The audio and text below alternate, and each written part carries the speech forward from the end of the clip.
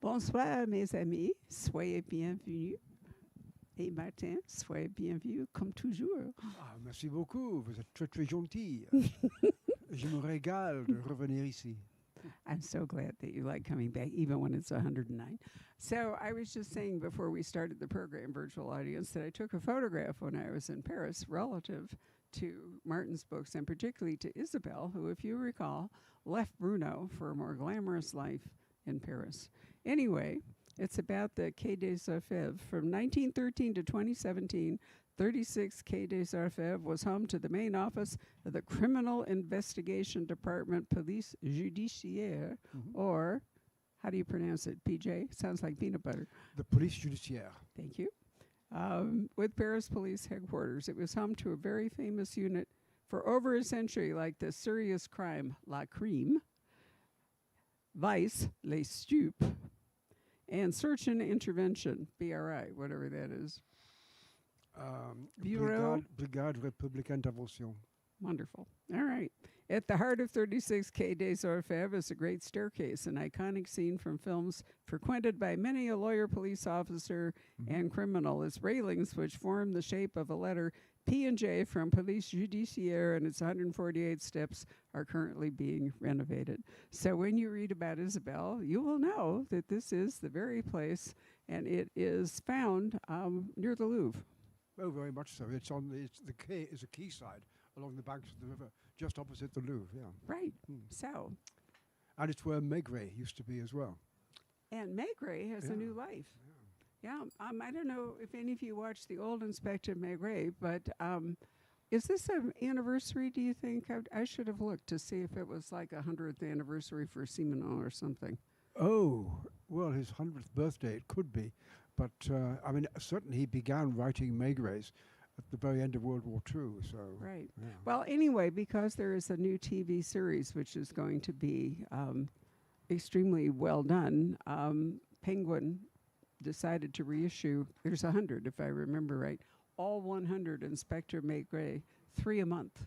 And they have wonderful new covers, and we have the first 6, I think, here already. But in between wishing that Martin would write faster, you can, in fact, go and read Georges Simenon. I really think it'll be interesting. Did any of you watch Arsène Lupin, the update of the...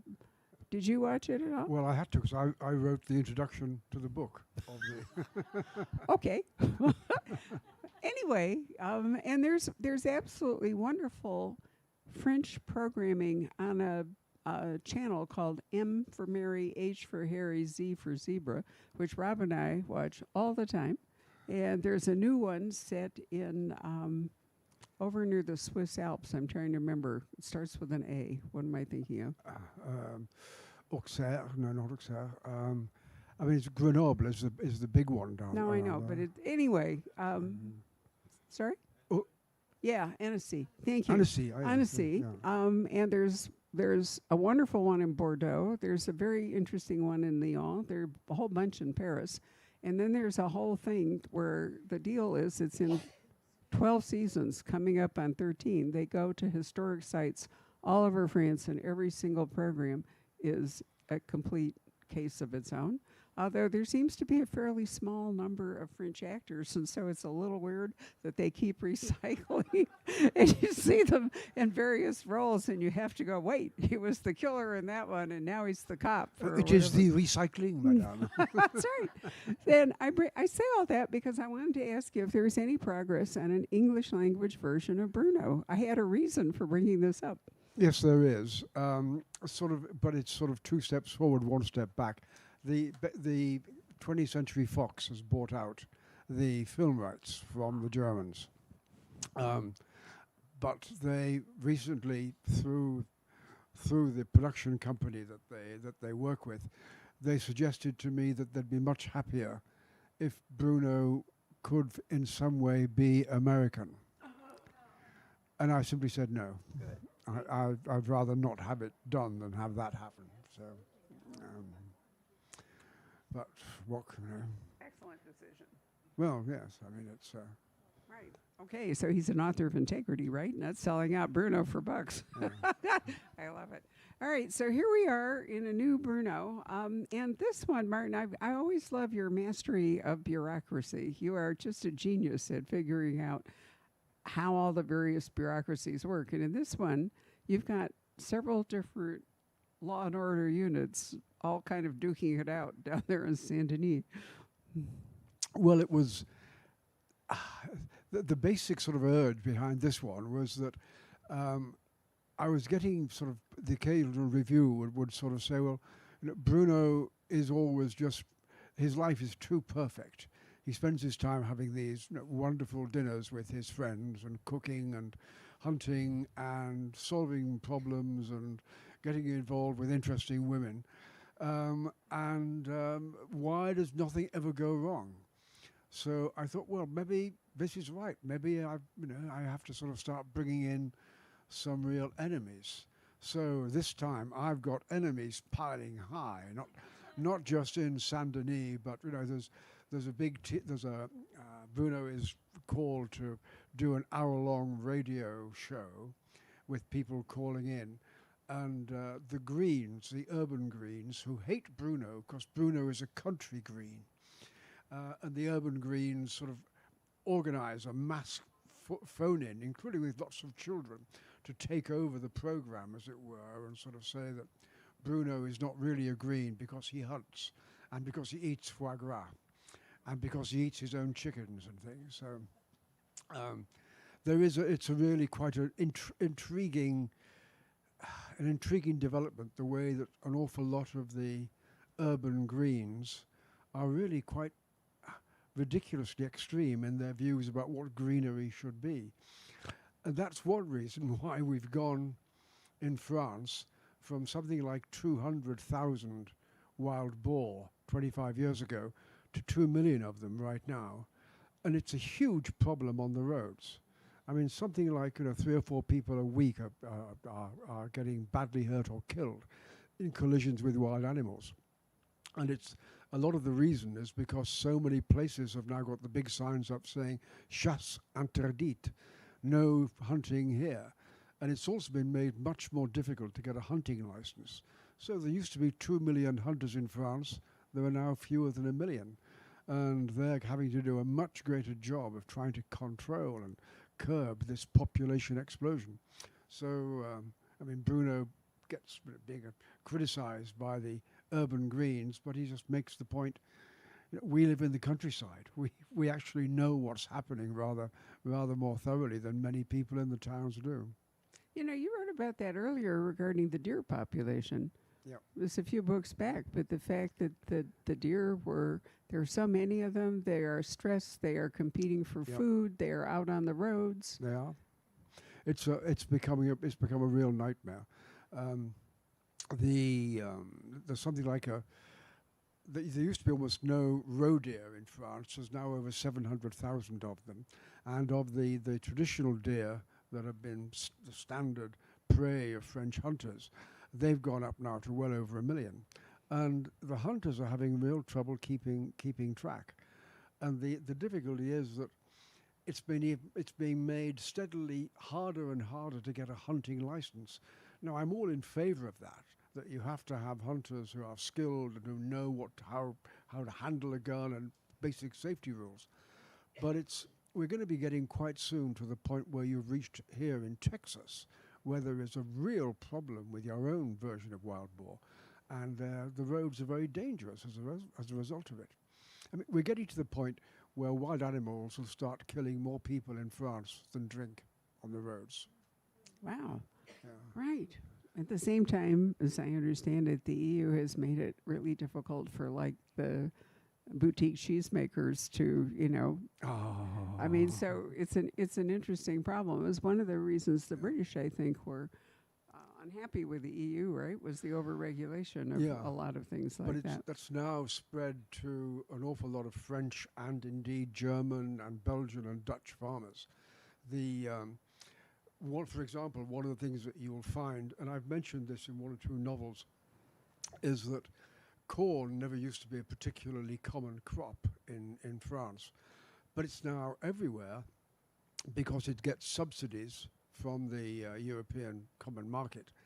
And they're also insisting that the farmers grow 3 times as many heads of corn on an acre as they used to do, which means massive amounts more water, massive amounts more fertilizer. And this is a bad way to go about farming.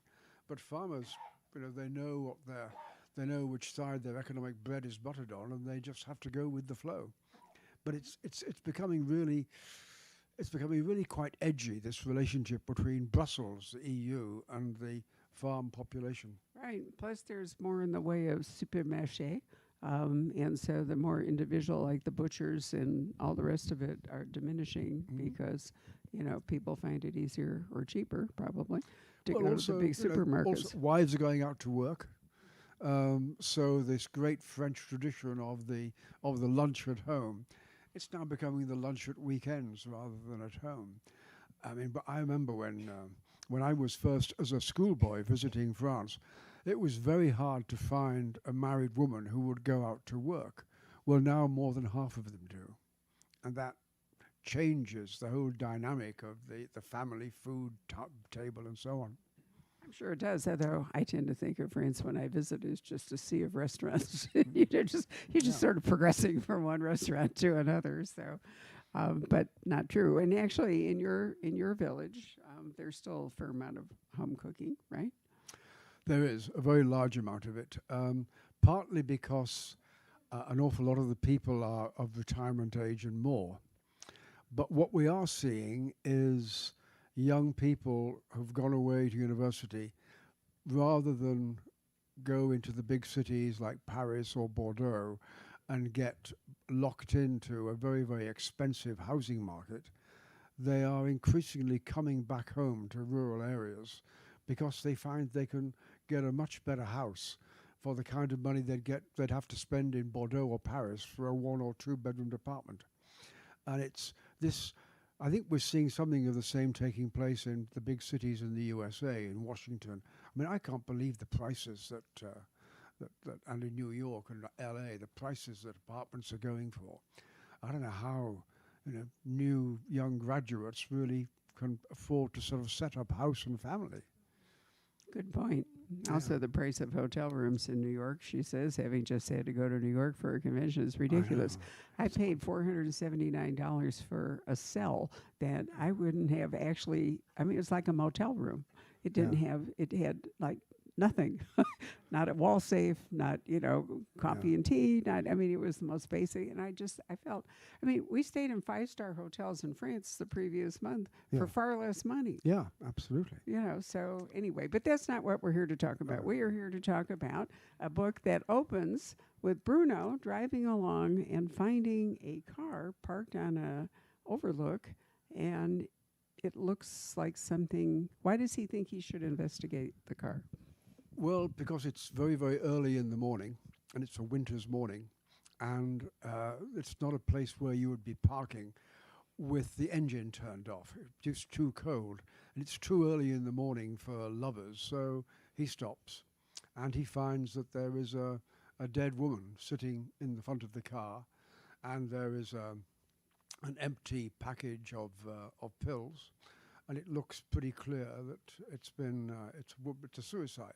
And when he gets into the car, he finds a number of envelopes addressed, or 3 envelopes addressed to different people, one to the woman's husband, one to her lawyer, and the third to the junior partner in her business. And Bruno becomes very interested when he learns about this business, because it's something he reckons should have been done years ago. This woman, whose name is Monique, had been very frustrated at the way in which more and more of the lovely old châteaus in the region of the Périgord were falling into ruin because nobody could afford to keep them up, partly because of the incredibly high cost of insurance if a place was not being lived in year-round. So this woman, Monique, decided to try and set up a business organizing year-round rentals, either through individual 2-week or 3-week rentals, or by getting people to buy the place, and then she would take care of renting it out when they're not there and give them a steady income. Basically, it reduced the cost of the insurance by about 80%, which made all of the difference. And she was able to build up a kind of a special clientele of companies who wanted to hold special retreats for their senior staff or with their major shareholders and so on, to taking over a rather grand chateau is a rather better deal than going to an overpriced restaurant in an overpriced hotel. Or a Hilton in New York. Or a Hilton Right. in New York. So, and she starts it becomes steadily a steady earner, and not just a steady earner, but a steady employer of gardeners and housekeepers and people who are renting out cars for them and so on. It becomes a real little gold mine for the region. And Bruno is very impressed the more he hears about this. But one of the things that really startles him is when he hands over the letters to the magistrate, and then they take a look at what is actually written, is the really cold and frosty tone in which she writes this farewell, this suicide note to her husband, who turns out to be much, much younger than she is. And this seems to Bruno very odd. He also has to deliver one of the letters to the woman's partner, to Monique's partner, who is a rather younger woman called Laura. And Laura has a surprise for Bruno in that she knows him well enough from the media to know that he is the policeman with the basset hound. And she shows him into a room where he sees the most beautiful female basset that he's ever laid his eyes on. And as soon as he sees this basset, who has a very grand name, he gets down on one knee, the basset comes to him, can smell Balzac on Bruno's trousers and on his hands, and immediately Bruno loses his heart to this beautiful lady basset. And then when Laura gives the formal name of this basset in about 6 separate names, Bruno recognizes this is the real name of the female novelist in the 19th century who wrote under the pseudonym of Georges Sand. And she was famous not only because she would smoke in the streets of Paris, which in the 1820s and 1830s was unheard of, but also she would wear trousers, and she was a lover of just about everybody who mattered. She ran off with Chopin and spent an entire winter in Mallorca. She had a long affair with Prosper Mérimée. And Prosper Mérimée was one of the great writers of southern France. She also had a very passionate affair with Louis Blanc, who was the leader of the socialist revolutionaries in the 1848 revolution in Paris. And as well as all of these chaps, she also had a series of affairs with women.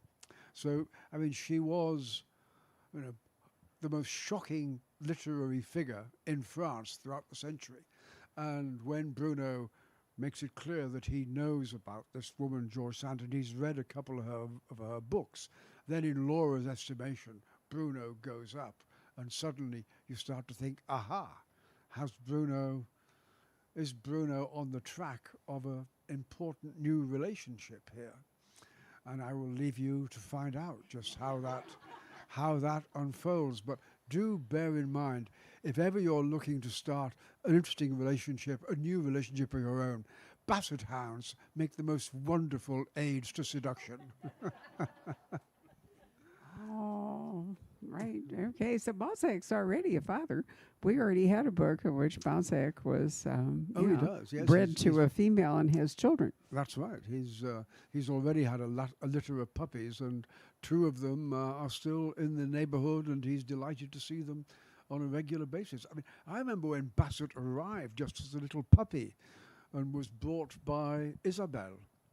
I do too, but I also remember Bruno's original basset hound, the one that Gigi. Gigi, who was wonderful, and Gigi, Gigi grew old, and I've always, I thought most of the time the rule is that, you can't kill the dog Well, in any kind of a book. But you gave Gigi a really wonderful finale. Gigi was a very, very good dog, but I realized once this dog was 10 years old, I was going to be faced with the next couple of books or the next couple of years with having to kill the dog off. Now, either I would have to write the kind of scene that Dickens did in The Death of Little Nell.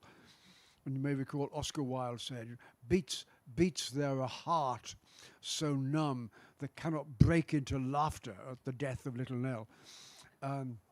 Either I would have to write one of these sob stories, or Gigi would have to die on the field of honor, defending the life of his master, which is what he does. And Heroic death. What more could one ask for, right? Yeah. I still get people writing in and saying, I can't possibly beat another Bruno. Now you've killed off Gigi in this appalling way. And Well, it was a risk, but reasonable that, he would have a glorious death, as you say. yeah. But, in edging Bruno more and more towards, wishing that he had a family, maybe he should have children, so you've dealt with that for several books, so... Well, it's if I were to allow Bruno to age at the same rate as the books are appearing, I mean, he'd be retired by he'd now. be retired by Yeah, now. we don't want to. So, I mean, what I've decided is that Saint-Denis is this magical place where none of the women ever get any older, and Bruno is the only man who shares this particular good fortune. No, the mare's still with us. I would really miss the mare, possibly as much as the dog. I mean, the mare actually has Bruno's back in this book, which I thought was, was terrific. Well, there's the mayor, there's the baron, there is this whole sort of. I mean, I won't say it's difficult to keep track of all the characters that I now have, but I have to have a little sort of crib about all of these extra characters who are part of this community that's just getting bigger and built more complex and more sort of. I sometimes wonder whether my real life in the village of Le Bourg is, or is this my fantasy life in the village of Saint-Denis? The two of them seem to sort of blur into one another from time to time. But it's particularly when we have the annual feasts at the tennis club. Annual feast is always roasting a lamb, and the rugby club is always roasting a wild boar. So the kind of things that Bruno gets up to, we are doing on a fairly regular basis, and it's very nice sort of writing about the reality of what a life is in a quiet little French village. How much time are you spending in France now? Half the year? About a bit more than half the year. And I have my German and my other European book tours. So I'm now doing about 3 months a year of touring. It's, 18 languages. So Is it really by now? Yeah. Wow. Yeah. I've even done a book tour in Japan. So it's. Were you fluent? Hmm? Were you fluent? No, I had no idea. All I could say was Bruno. But they didn't seem to care about that. They just wanted to sort of talk about Bruno, and I just wish I knew what they were saying. Japanese are actually great mystery lovers. We have a lot of Japanese customers, and they buy a lot of books, and they pay an extraordinary amount of money to get them to Japan. Yeah. But I was telling Martin on the way in, we acquired a new customer today from Luxembourg and 2 from Belgium. It's really interesting the way that the streaming has, created this international audience, and I'm never clear how much it's like buying a signed piece of art rather than something to read, that it's probably easier to read in one's native language, but it's lovely to own the autographed book. I mean, I might be wrong, but I think for some people that is the dynamic. I think you're absolutely right. I mean, the books are available in most European languages now, but people do want to get one of the originals, a signed original. And you are a much more adept entrepreneur in this matter than are most British booksellers. I mean, there's only one British bookstore I know that comes anywhere close to you, and that's Goldsborough Books. Right. Yeah. Well, it's been a long, complicated series of events. Scottsdale's a tourist town, and once you remember that Old Town is a tourist town, and we've always been here, the whole dynamic is obvious. But let's go back to Bruno and his expanding universe. You decided to make him police chief of the Vézère Valley, so he's not just the police chief of Saint-Denis at this point. He has a much broader remit, and that allows more action. Well, exactly. Well, the complex thing is that the French have got a very weird way of running their police. They basically have three different police forces. Right. They have the gendarmes, who report to the Ministry of War, and they date back to 1792, just after the French Revolution, and they are a quasi-military force, but they tend to be based in the rural areas.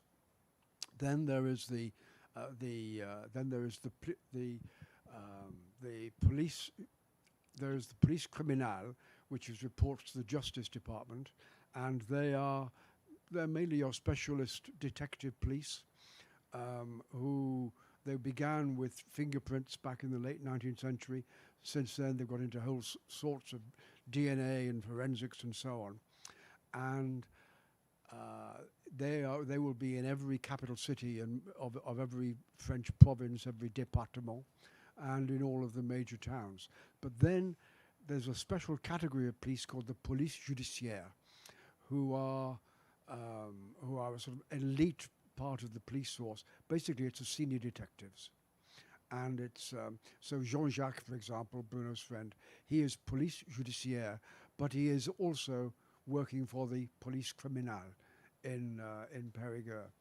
And there's a very famous French movie that was made about 1960 called La Guerre des Polices, in which it was about the way in which the gendarmes and the police criminal were often deliberately set against one another by the politicians, because the politicians always maintained something that de Gaulle once argued, that it is very dangerous just to have one particular police force in a country. Better to have two, because when there are two, neither one will be able to dominate or to take over the government. And I found this really interesting, because when I was thinking about it, in the USA, you've got your standard state police and you've got the FBI. In Britain, we've got Scotland Yard, which is a very different operation from most of the other police. The Germans have two separate police forces as well. And the more you think about it, the more common it is that we have this division among the police. But the French have taken it to the extreme of having one lot reporting to the Ministry of War and the other reporting to the Ministry of Justice.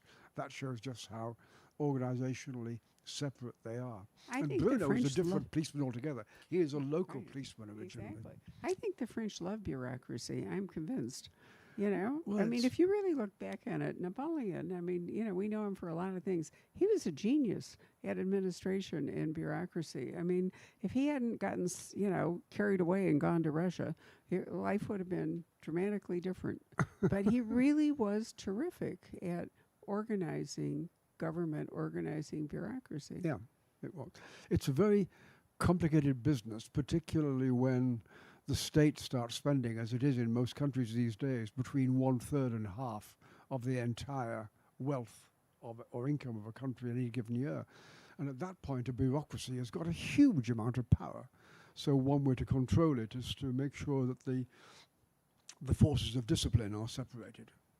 Right. So that all comes into play in this book, because we have several different branches of French law enforcement get involved in this story.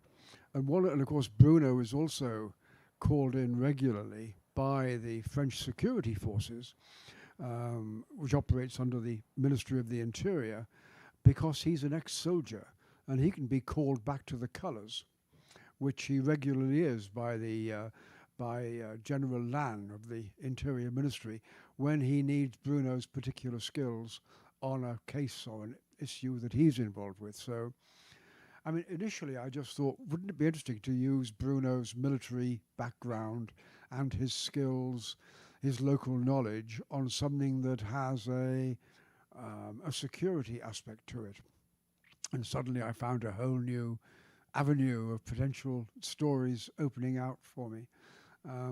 But it's what I like about it is that some of my keenest readers are in Scotland Yard in Britain and in the Bundesnachrichtendienst in Germany and among some of the French cops as well. So it's interesting.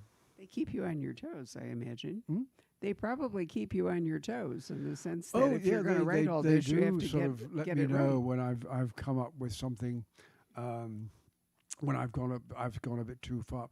One of them, there was a recent novel in which I was writing about the one of the most sensitive areas of French intelligence, which is the big electronic spy operation that they run at a place called Dom in the Périgord under a great big hill, and most of the electronic intelligence that France works on is handled there.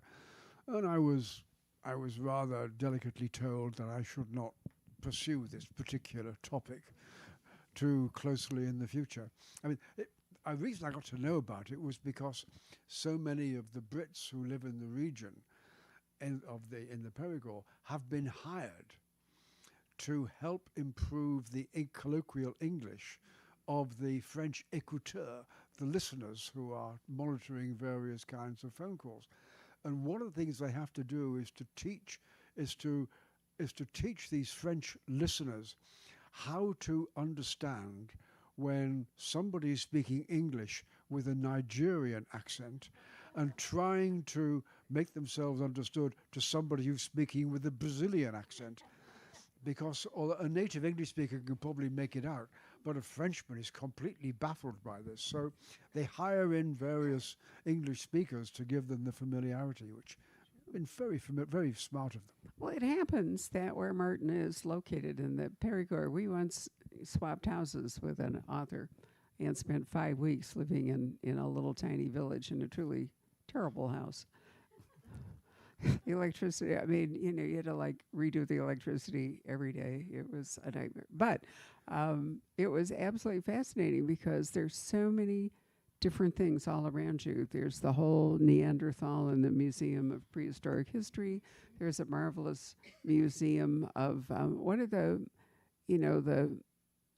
mechanical, I'm trying to think what the word is I came across the other day, mechanical animals and other stuff. There's robotic animals models and so on. Yeah, but I'm trying to. This is the one in Chirac. I know the Right, one you mean. exactly. Yeah. And then we've got great wine. We have Sala la Canada, which was a prison at one point.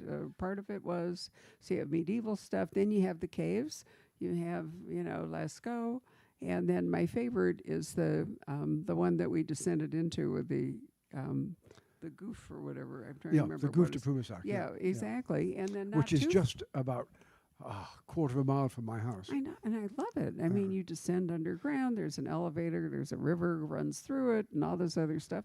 And we have jazz concerts there in summer too. Yeah, not terribly far away is a whole part of the road to Santiago. There's a cathedral with enormous. What's it called again? That's the Sala Cathedral. No, I mean outside, the one where you have to go up on your knees if you really want. It starts with an R, I think. Oh, yeah, I know what you mean. This is part of the pilgrimage to when you're going down to Compostela. Exactly. Santiago de Compostela. Yep. Yeah. And so, I mean, so there's this enormous range, and then there are chateaux. There's Josephine Baker who owned a chateau. There's that whole thing going on. Yeah. I mean, there's something to do differently every single day. Yeah. I mean, it's an incredible blend of different cultures, different periods of time, whatever. It's so rich. It's just been, well, there's a place quite near to my house. I mean, I can walk there, which is called La Ferracie. It's a rock shelter. It's not an actual cave. and it's now sealed off because what was inside it has now gone to the museums. But this was the world's oldest burial place. The first time that we know that human beings buried each other with respect and with ritual. And the woman who was buried there, there was pollen around her neck, so she was buried with flowers. The children who were buried there, each of them there were three big stones put around the head to protect the skull, as it were. And then the man who was buried there was in his late 30s, and he had a very, very bad leg injury, which meant that for some years he had not been able to walk or run or hunt, which means he could not feed the community. So they had kept him alive. They had taken him and taken him on, as it were. And so what we're looking at is a kind of a community which took care of one another, which treated each other with respect. And it's 73,000 years old. Yeah. Now, think about that. 73,000 years. These are Neanderthals. I mean, it's only in about 40-odd thousand years ago that we start to get our own ancestors, the Cro-Magnons, coming in. But there's another place, Fondegome, another wonderful cave that's quite near me, where you go into this cave and there are spectacular paintings of bison or buffalo and of other animals, and then when you look down below knee level, there's a kind of a ledge, and what you will find there are several handprints of children, and you suddenly realize that Mum and Dad probably were doing the paintings of the serious stuff up on the wall, and meanwhile there were the kids down below playing with their hands and getting handprints. But what also is something that really, really strikes me as extraordinary is that the same ores that produce the colors in these caves, the reds and the yellow ochres and so on, I mean, they're mainly iron ores, ferrous ores, and manganese ores. Those are what then, from the time of Julius Caesar until about 1800, they made the riverfront of the Vézère River, where I live, they made that into the Pittsburgh of ancient man, because they were using these ores to make all of the armor and the swords and the shield, the metal that they used for war. And along the riverfront of where I now live, there were a dozen or so big blacksmiths' operations turning out these weapons with the very ores that had been used to make the art of the old caves. And the other aspect of that is when you go there now, all of the hillsides are covered with trees. Back when they were making iron, they were denuded because they had to cut down all the trees to make the charcoal that you needed to smelt the iron ores and to make the metal. So a very, very different kind of look to the area. And until the year 1800, in my village, they were still making the cannon, the ship's cannon, then loaded onto rafts and taken downstream to be loaded onto the battleships, the wooden battleships of the French Navy at Bordeaux. Right. So you had, medieval castles, all kinds of, one of the reasons all this is possible is this is a limestone area. And so there are all kinds of caves and all kinds of overhangs, river valleys cut through, and it's an extraordinary landscape. Rocamadour, I finally remembered it. And if you go to Rocamadour, the cathedral, there's a river down here, but it's up on a huge precipice, and you have to go up to it. You have to either, if you're a pilgrim, you can walk. Yeah. If you're lazy, you can drive. And there's a huge black mark of what looks like a cross or perhaps a giant sword in the rock face just above the cathedral. And the legend is that was the sword of Roland in the great battle that he had when Charlemagne was retreating from Spain. And just as he was about to be overthrown by these Basques who were attacking him, rather than let his famous sword fall into the hands of the enemy, he hurled it into the air, and an angel came down and took it to Rocamadour and hurled it into the rock, and that is the story. One thing about this part of the world, you never lack for legends and stories and wonderful old yarns. That's right. And you're not terribly far from Bordeaux and the Garonne River and all the great vineyards, they're over here. So it's an incredibly wonderful part of France. Do you know what I remember most of that entire 5 weeks? Partly the poppies, but it was the wisteria. I have never seen, everything was absolutely draped in these gorgeous purple wisteria vines, and it was just breathtaking. I would go out for a walk all around the village every day and just be blown away. My garden is, we have wisteria that the whole of April and May, it's hanging there, so this great purple wall of it, and then come the roses. And one of the extraordinary things is you get roses will be coming in their own time throughout the summer.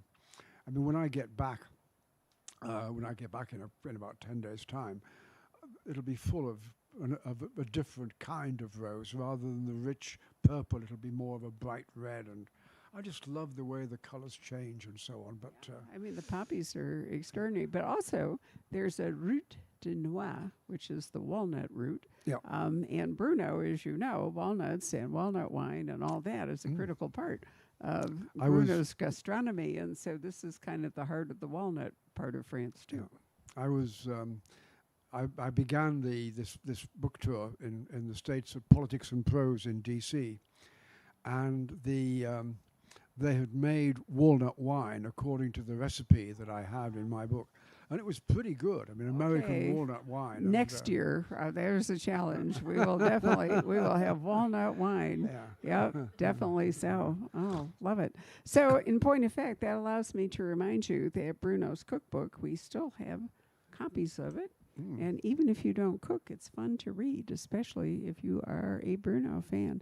Are you considering a second cookbook or an update? Well, we are. In fact, it already came out in German. It's called Bruno's Garden Cookbook, and so we're working on that coming out as in an English one. But it's there's just so many things to be doing at the moment, and we've got to keep the garden going, and we're constantly. I mean, later on, when I get back by about the last 2 weeks of July and all the way into September, it's sort of going to be non-stop. Guests coming and friends and family, because it's just such an attractive place for people to come and stay, and we've got quite a lot of rooms in our place, so it's nice to welcome people to it. So and the turning food into is Bruno so good. cooking for large. Are you having Bruno type dinners? Yeah, of course, and we live on the garden. I mean, I have chickens there, and so we have our own eggs and our own chickens. We have all of the veg. We've got strawberries. We've got you name it. We've got plum trees. We've got nectarine trees. We've got our own lemon tree. We grow our own potatoes. We've got our own salad and our asparagus. And I mean, it's How many basset hounds do you have? just the one. But we have just the one. But because I'm away a bit on these tours, we sort of share it with my dear friend and neighbor who looks after the place when I'm not there. And he is a retired captain of gendarme. And his name is Raymond. And in effect, I mean, he was always sort of the guy who gave me the idea of Jean-Jacques, of Gégé. And indeed, in one of the stories, I was having a drink with Raymond in his kitchen, and I'd noticed on his refrigerated door, there was an old photograph of a skull. And I asked about it, and he gave me the story, which later got into one of the Bruno books, The Coldest Case, because what had happened was a body had been found in the woods, not very well buried, found by a dog. And it was mainly decomposed, but there was no sign of what cause of death had been. So they organized a full-scale forensic study on this, and they couldn't find exactly what it was, and so my friend decided that the only thing to do was he detached the head from the rest of the body, and he brought out a big camping stove. This was in the courtyard of the commanderie of the main gendarme building in Limoges at the time. He brought out a camping stove and he cooked the head to get all of the remaining flesh off the bone, off the skull. And of course this had a certain pungent atmosphere, a pungent smell began to waft, and the various sort of cafe and restaurant owners began to assemble, and the mayor of Limoges came up and said, "What on earth are you doing?" And just as their protests reached a peak, Raymond was able to pluck the skull, now bereft of all flesh, and say, "Aha! This is where he was killed by the blow of an axe." So I stole that straight away. I thought they just made pottery in Limoges. Who knows? Absolutely wonderful. Well, could we assume, before we open up for questions, that there will be a Bruno 19? The next Bruno will come up. Next Bruno is already written. And the one after that, the first draft is now complete. And I'm getting more and more help from my eldest daughter, Kate, who has been a journalist for many years. So I think in a year or so we might be thinking of changing the byline to Martin Walker with Kate Walker, because one of these two books, Kate had a very, very important, a very major role in writing it. Good for you. We just learned today that Douglas Preston has brought his daughter Alethea into writing with him. Well, Gregory did that as well. The English, the guy who Dick Gregory, who wrote about Oh, right. who wrote about racehorses all the time. Oh, do you mean Dick Francis? Dick Francis, I mean. Right. Dick That's Gregory, why I Dick was Francis. giving you. His son is now taken over Francis. the mantle. Yeah. I'm trying to remember what his actual name is, but yes. But it turned out, if you recall, that Mary Francis actually wrote the books and Dick provided the That's right. local colors. So it was a family affair all along. Well, why not? And, Right, exactly. So, Danny, if you have questions now, we've had a request from the virtual audience that either Martin or I repeat the question, because otherwise they have absolutely no idea what you're talking about. So, if you will do that. What impact will artificial intelligence have on writing novels? I don't know for sure, but I remember one thing that happened, which is when we first began hearing about artificial intelligence. I asked the first version of GPT, could it write, please, a handbook for somebody becoming a French country policeman in rural areas? And sure enough, out came this long screed. And as I read through it, I was suddenly realizing I was reading a lot of my own paragraphs coming back at me. So that because about the only person writing about this kind of French country policeman has been me. So on the one hand, I thought, well, my God, this is plagiarism. But on the other hand, I thought, well, this could well be the future, I imagine. I don't know. It's whether artificial intelligence can come up with the unexpected things that humans do, or whether artificial intelligence can reproduce human emotions, human intuition, the dynamics of interhuman relationships. Or a sense of humor. Or a sense of humor. Or a sense of humor. Or a sense of false trails for the reader and so on. I don't know. I mean, we'll have to see. I think it would be awful if it did happen that we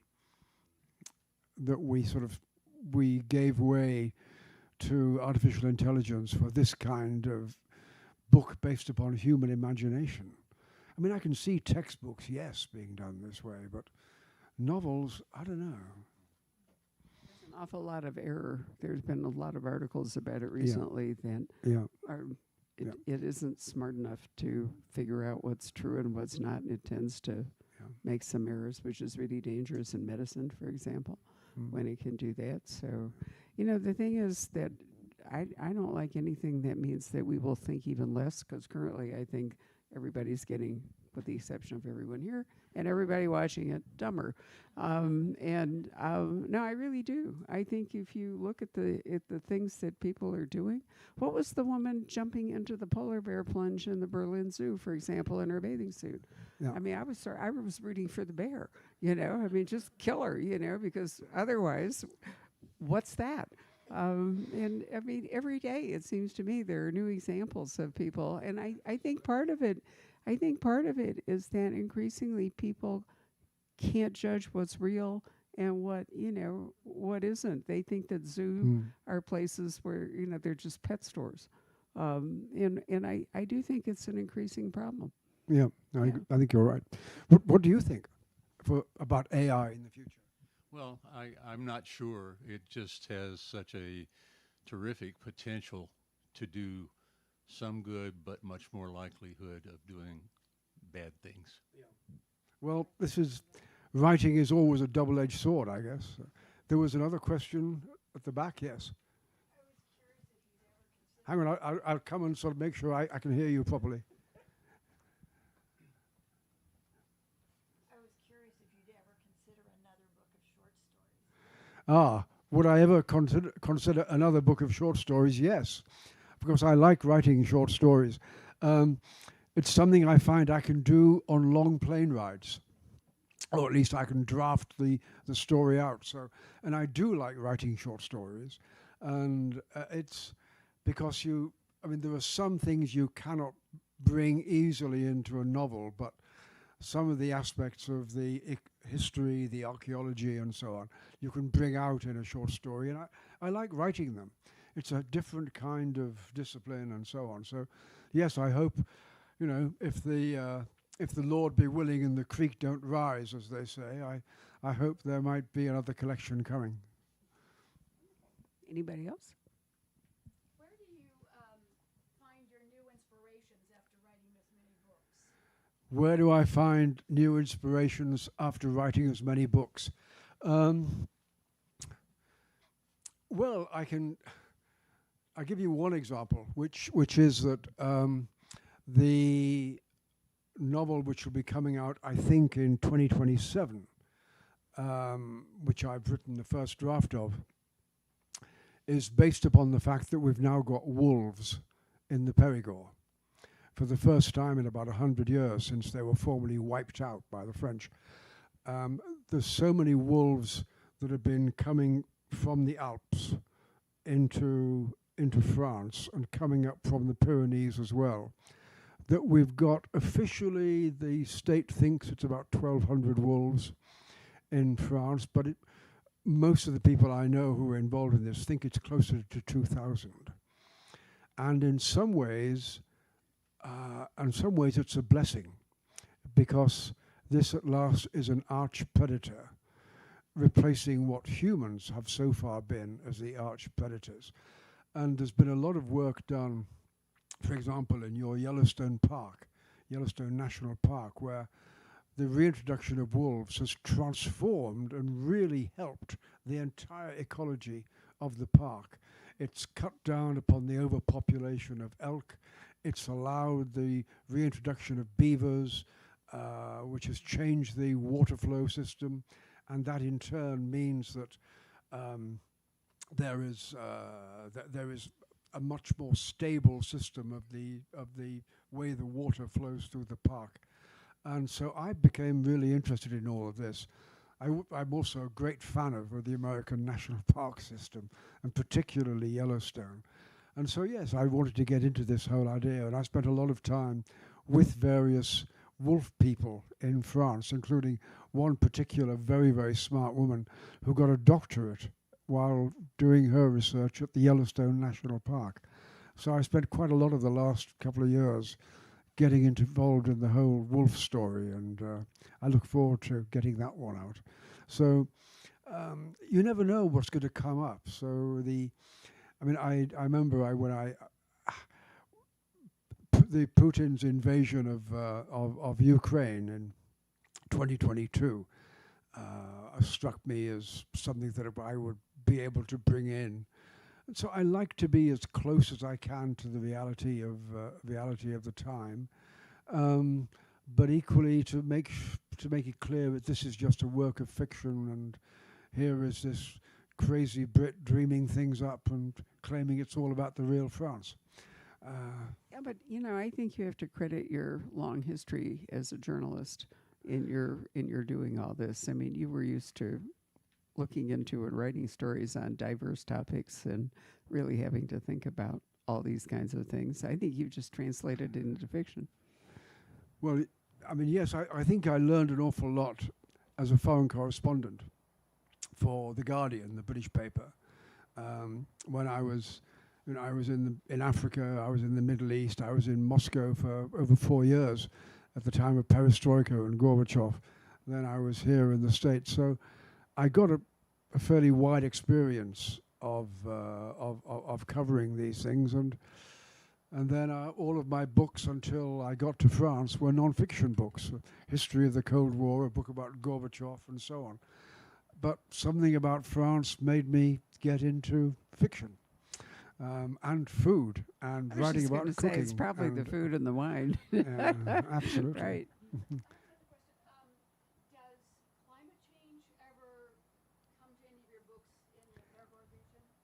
Yes, does climate change come into my books? Yes, indeed it does. The last book that came out, which is now out in paperback, called A Grave in the Woods, ends with a fairly dramatic flood coming through in the Périgord and coming down the river Vézère. And that's based upon reality, because I was writing it at a time when we began to hear from the experts that the surface temperature of the seas around the French coasts and around parts of Britain was rising by 3 degrees more than usual, which had the impact of increasing the amount of moisture coming up from the sea into the air and carried by the prevailing winds to the Massif Central, which is this high ground. It's basically extinct volcanoes in the very heart of France. It's huge. It's about 1/3 of the overall territory of France. And that is the great reservoir for all the great rivers of France, from the Loire and all the Dordogne, the Lot, the Vézère, the Vézère, and the Rhône that goes down into the Mediterranean. All comes from water from the Massif Central. And when that rises fast, what we had in our village, we were losing cars that had been parked thinking it was quite safe just above the quayside. They were floated away. I mean, we got to the point where we thought we were going to lose bridges. That was that serious. So, climate change is very much a reality for us. And it's got hotter and hotter and hotter there. I mean, I never thought I would get used to temperatures of like 100 degrees, but they've become common in the last 2 or 3 years, to the point where now in the summer we move our beds down to the ground floor because the higher floors get so much more hotter from the sun. Toughing it out without air conditioning? Sorry? Are you toughing it out without air conditioning? Oh yes, yeah. I'm not sure how air conditioning would fit. I mean, the house where Julie and I live is sort of 1690s, and basically the best thing about it is the walls are like 3 feet thick, and they're solid stone. So it takes quite a lot of heat to build that up. It's like the old Adobe here, which were very helpful in combating temperature. Wow. One more. I'm always interested. Your books are very successful. Who do you read? Who do I read? Oh, I read everything. I mean, I think I was very, very lucky in that as a boy, I got into stories like King Solomon's Mines and some of the Conan Doyle stories, not just the Sherlock Holmes, but his historical fiction, like Sir Nigel and the White Company, wonderful stories of the 100 Years' War and knights in armor. And I've been an absolute pushover for fiction ever since, historical fiction. So I think a lot of it is, a lot of it comes from that. A lot of it comes from reading Simenon. A lot of it comes from reading other French authors. And a lot of it comes from the way I've always thought that an awful lot of history is in itself the basis of much of our fiction. And that history is, an awful lot of history is not exactly made up, but we're trying to interpret a very small amount of real hard data. And we're trying to make sense of that, which is to say, historians are trying to craft stories out of a limited amount of material. And I've always admired the way in which good history writers actually write some of the most fascinating books of them all, because the stories have a sense of reality to them. So I guess in a way I'm trying to do something like that, and to write the Bruno stories that are a reality of a lot of French history, a lot of French food, a lot of French life, particularly in the countryside. And I'm delighted that it's sort of reached more and more people, and seems to have touched a chord or touched a vein. But yeah. That's a perfect way to end this conversation, isn't it? Thank you, Martin, for coming to see us again. Yay. Thank you very much indeed. Merci beaucoup, as we say. So if you guys would like to fold up your chairs and push them against that wall, don't use this one because they slide off and they can take your feet out right under you. And Martin will be